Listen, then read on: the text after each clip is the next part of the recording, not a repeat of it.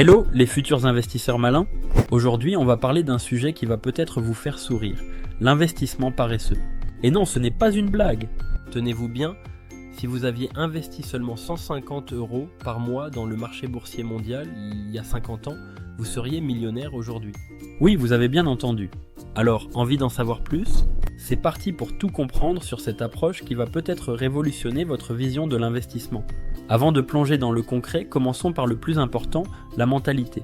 Et là, première bonne nouvelle, être paresseux en investissement, c'est une qualité. Première chose à comprendre, le frugalisme. Alors non, on ne va pas vous demander de manger des pâtes tous les jours ou de vivre comme un ermite. Le frugalisme, c'est un peu comme faire un grand ménage de printemps dans vos finances. On regarde ce qui nous coûte cher sans nous rendre vraiment heureux. Ces abonnements qu'on utilise 3 fois par an, au revoir. Ces achats compulsifs pendant les soldes, on respire un bon coup avant de sortir la carte bleue. L'objectif ? Libérer du cash pour vos investissements, tout simplement.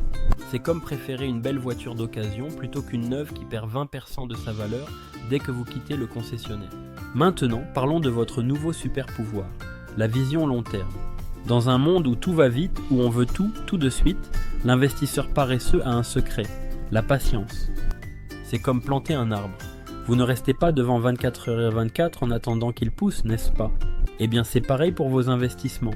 Et en parlant d'investissement sur le long terme, laissez-moi vous parler d'une opportunité exceptionnelle qui pourrait vraiment changer votre vie. Le Canada, ce pays immense et prospère, recherche activement des talents comme vous. Imaginez un instant, des salaires plus élevés, une qualité de vie exceptionnelle et surtout des opportunités d'investissement incroyables. Avec un PIB par habitant parmi les plus élevés au monde et un marché immobilier dynamique, le Canada offre un terreau fertile pour faire fructifier votre patrimoine. Le pays manque cruellement de main-d'œuvre qualifiée et les entreprises canadiennes proposent des packages de rémunération très attractifs. Sans parler des avantages sociaux qui vous permettront d'épargner davantage. Pour vous accompagner dans cette aventure, j'ai créé un service d'accompagnement complet pour votre immigration au Canada. De la sélection du programme d'immigration le plus adapté à votre profil jusqu'à l'installation sur place, nous vous guidons pas à pas. Si cette opportunité vous intéresse, cliquez sur le lien en description. Les places sont limitées, alors ne tardez pas. Vous y trouverez tous les détails sur notre accompagnement personnalisé et nos tarifs préférentiels. Mais revenons à nos outils d'investissement. Passons maintenant à votre boîte à outils. Et là, bonne nouvelle, en France, on a tout ce qu'il faut. Ah, le livret A, c'est un peu comme votre parachute de secours. Non, il ne vous rendra pas riche, mais il sera là en cas de coup dur. Avec son taux actuel, considérez-le comme votre matelas de sécurité, pas comme votre ticket pour les Bahamas. Idéalement, gardez-y 3 à 6 mois de dépenses. Pourquoi ? C'est simple, si votre voiture tombe en panne ou si vous devez changer votre frigo en urgence, pas besoin de toucher à vos investissements. L'assurance vie, c'est un peu comme votre costume du dimanche. Pas forcément ce qu'il y a de plus confortable, mais parfait pour les grandes occasions. Elle est particulièrement intéressante pour transmettre votre patrimoine à vos proches, profiter d'avantages fiscaux après 8 ans et diversifier vos placements. Mais attention aux frais, c'est comme un restaurant étoilé, c'est bien, mais ça se paie. Ah, le PA, si l'investisseur paresseux avait un animal de compagnie, ce serait lui. Pourquoi on l'aime tant ? Pas d'impôt sur les plus-values après 5 ans, un plafond de 150 000 €, parfait pour investir dans les actions européennes, idéal pour les ETF. C'est comme une cave à vin, plus vous gardez vos bouteilles longtemps, meilleur c'est. Le compte titres ordinaire, c'est votre couteau suisse de l'investissement. Moins d'avantages fiscaux que le PE, mais plus de liberté. Vous pouvez y mettre des actions du monde entier, des obligations, des ETF internationaux et plein d'autres choses encore. Le dollar cost averaging, ou l'investissement régulier en bon français, c'est la technique préférée de l'investisseur paresseux. Imaginez que vous voulez acheter des croissants pour toute l'année. Vous avez 2 options. Tout acheter d'un coup et les congeler, pas top, ou en acheter un peu chaque semaine, frais et au meilleur prix. Le DCA, c'est la deuxième option. Vous investissez régulièrement, peu importe si le marché monte ou descend. Parlons maintenant de la star de l'investissement paresseux, les ETF et particulièrement le MSCI World. C'est comme si vous pouviez acheter un petit bout de toutes les plus grandes entreprises du monde d'un seul coup.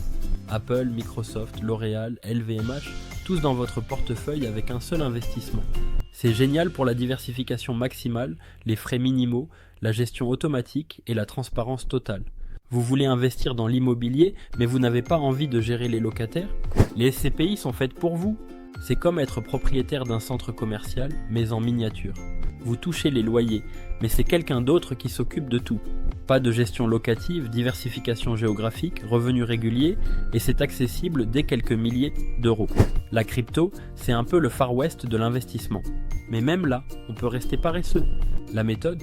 Investir régulièrement avec le DCA, se concentrer sur les cryptos établis, garder une portion raisonnable de son portefeuille, maximum 5-10%, et utiliser des plateformes sécurisées. Voici les commandements de l'investisseur paresseux à graver dans le marbre. N'investissez que l'argent dont vous n'avez pas besoin avant 5-10 ans. Comprenez ce dans quoi vous investissez. Si c'est trop compliqué, c'est suspect. Gardez vos émotions dans votre poche, pas dans votre portefeuille. Diversifiez, diversifiez, diversifiez. La régularité est votre meilleur ami. Les frais sont vos pires ennemis. La bourse n'est pas un casino. Laissez les paris sportifs aux autres. Suivez votre plan, pas les modes. L'ennui en bourse est rentable. Et surtout, la patience était votre plus grand atout. Concrètement, voici un exemple de portefeuille paresseux. 3-6 mois de dépenses sur le livret. A. 50-70% en ETF World dans un PEA, 20-30% en SCPI et 5-10% en crypto pour les plus aventuriers. L'important est de commencer petit et d'être régulier. C'est comme aller à la salle de sport. Mieux vaut y aller 30 minutes 3 fois par semaine que 4 heures une fois par an. Et voilà, vous savez maintenant que la paresse peut être une qualité en investissement. Comme quoi parfois, moins on en fait, mieux c'est. Si cette vidéo vous a plu, n'oubliez pas de liker et de vous abonner. Dans les commentaires, dites-moi quelle règle d'or vous a le plus surpris. Et si vous voulez approfondir un aspect en particulier, faites-le moi savoir. C'était l'épargnant malin, et rappelez-vous, investir intelligemment, c'est investir paresseusement. A très vite pour de nouvelles aventures financières.